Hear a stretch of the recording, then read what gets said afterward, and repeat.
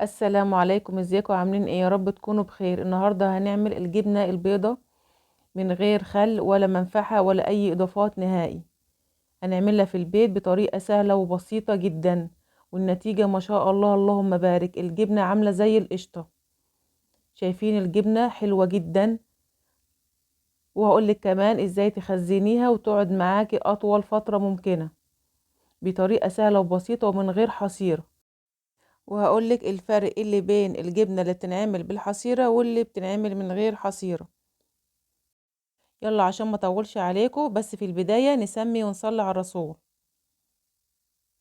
اول حاجة هجيب الحلة اللي هحط فيها اللبن. ضروري ان احنا ندفيها كويس على البوتاجاز كده، او ممكن تدفيها في فرن البوتاجاز او في اي فرن متوفر عندك. تولعي 10 دقايق وبعدين تدخلي فيه الحلة. عايزاها تكون دافية عشان تسرع من عملية ترويب اللبن. اللبن اللي معايا لبن جاموسي بلدي، جايباه من عند الفلاح. يفضل ان انت تجيبيه لبن جاموسي كامل الدسم علشان يطلع لك كمية قشطة حلوة. خلاص. طبعا اللبن الجاموسي بنجيبه علشان بتبقى نسبة الدسم فيه بتبقى اعلى من اللبن اللي هو البقري. جايبة 5 كيلو من اللبن، الكيس نص كيلو. هفضيه كله كده في الحلة، وحاطة فوطة تحت الحلة زي ما انت شايفاها كده لان الرخامة بتبقى ساقعة.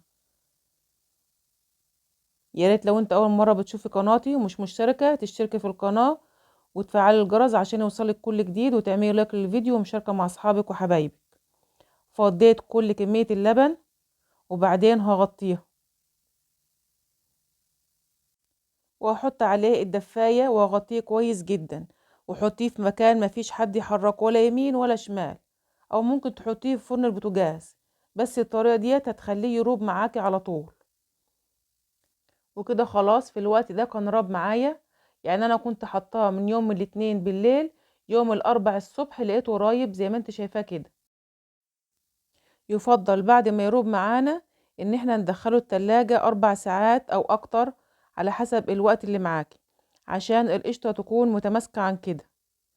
بصراحة بقى بعد ما راب انا شلت القشطة على طول وما دخلتوش التلاجة.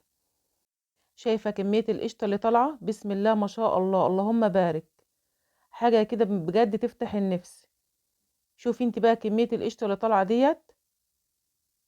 وكمان لسه هنعمل الجبنة من 5 كيلو لبن. شوفي كمية القشطة اللي هتطلع والجبنة اللي هنعملها. لا بجد خسرانة كتير اللي ما بتعملهاش في البيت.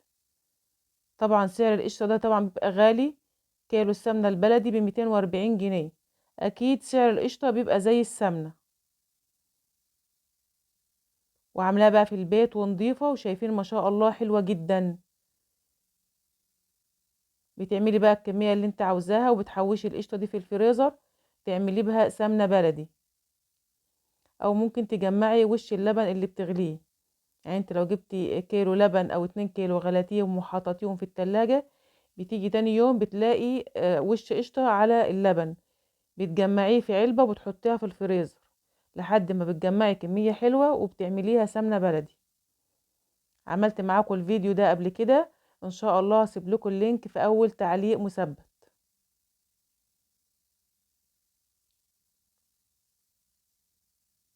المفروض كنت انا حاططها في التلاجة كانت تبقى متماسكة عن كده. شايفين كمية القشطة اللهم بارك. حاجة كده طعمها سكر. في لبن بنروبه بيطلع قشطة اكتر من الجبنة، وفي لبن برضو بنروبه بيطلع جبنة اكتر من القشطة. دي بيبقى على حسب دسامة اللبن اللي احنا جايبينه. ده ما شاء الله مطلع لي جبنة اكتر من القشطة كمان بأمانة. يلا بقى نعمل الجبنة. جبت طبق غليت فيه مية، حوالي في نص الطبق كده مية مش ملياه قوي. وحطيت فيه الحلة اللي فيها اللبن الرايب، وهغطيه وهسيبه حوالي ساعة. بنعمل الخطوة دي ليه؟ علشان الشرش يفصل عن الجبنة. هوريهولك دلوقتي. شايفين الشرش فاصل عن الجبنة ازاي؟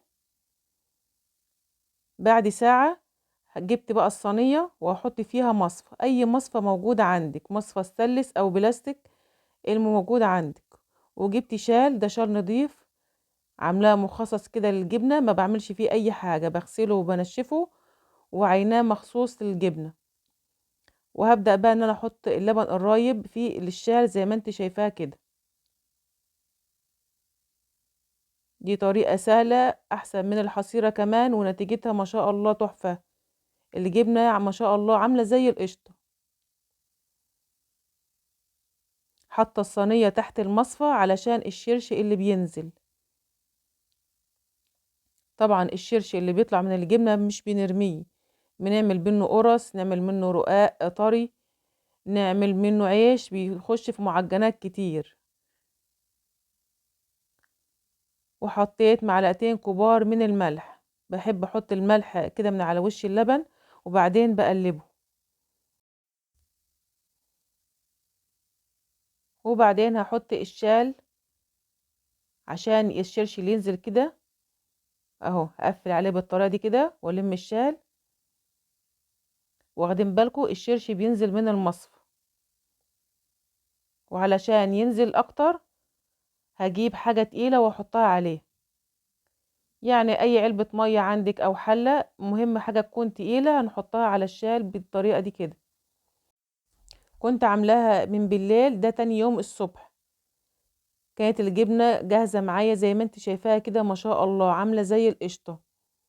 جربيها ومتاكده انها تعجبك قوي، وطريقتها سهله وبسيطه ومن غير حصيره، وكمان استفدنا من القشطه اللي طلعت. وبنقطعها بقى كده مكعبات. شايفين ما شاء الله الجبنه عامله ازاي؟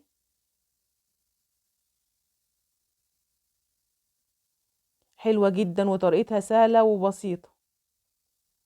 وعملناها من غير خل ولا زبادي ولا منفعه ولا اي اضافات نهائي. فيديو السمنه البلدي اللي عملناه مع بعض ان شاء الله هسيب لكم اللينك في اول تعليق مثبت. خلاص بقى قطعت الجبنه مكعبات زي ما انت شفت معايا. يلا بقى نشوف الطريقه عشان نخزنها. جبت علبه عندي تكون نضيفه وتكون ناشفه مفيش فيها ميه، وجبت اكياس بتاع تلاجة وقطعتها مربعات. وكل مكعب من الجبنه هلفه بالطريقه دي كده.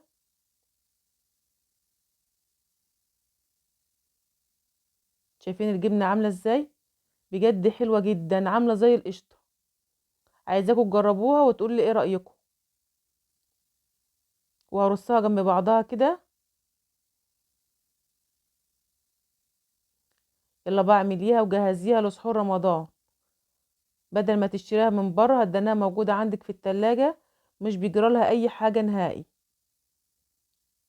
المهم تجيبي لبن كامل الدسم عشان يديكي انتاج اكتر، يطلع لك كميه قشطه حلوه.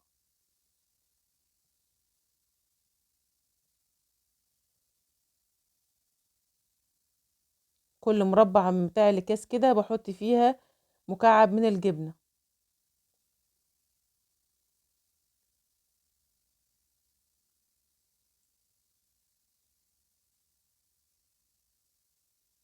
شايفين شكلها عامل ازاي؟ بجد حلوه جدا وطعمها بقى تحفه.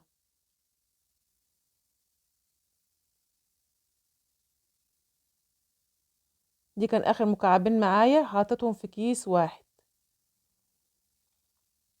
وبعدين هحط عليها الشرش اللي نازل من الجبنة، غليته كويس قوي وسبته يبرد، حطيت فيه معلقتين كبار من الملح. ده الشرش اللي نازل من الجبنة، ده المادة الحافظة للجبنة، وتحطيها في التلاجة ما بيجرالهاش اي حاجة. وحطيت قرنين فلفل كده عشان التطعيمة، تديلها تطعيمة حلوة كده. واغطيها واحطها في التلاجة. هسيبكم في رعاية الله، مع السلامة.